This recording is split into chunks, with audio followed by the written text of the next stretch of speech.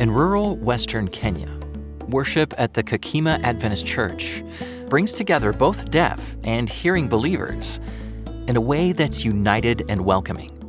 At the church, spoken language and Kenyan Sign Language are used side by side. Every member is valued, and worship is defined not by sound, but by connection.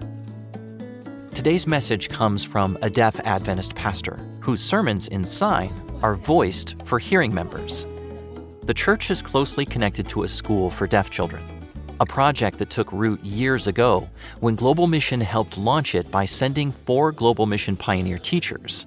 One of those pioneers, Lydia, is still faithfully serving there today.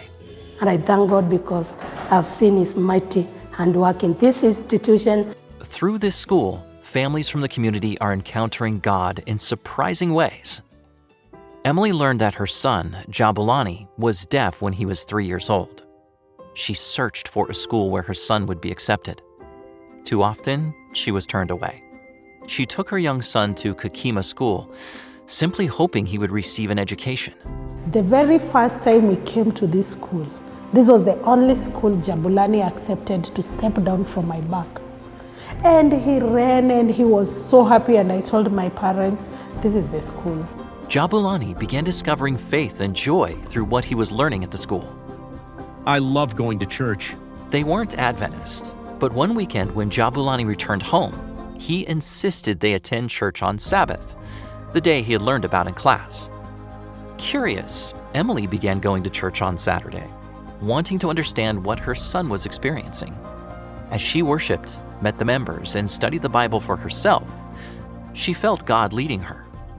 Over time, she embraced Adventist beliefs and chose to be baptized. What began with a child's simple conviction became a journey of transformation for his mother.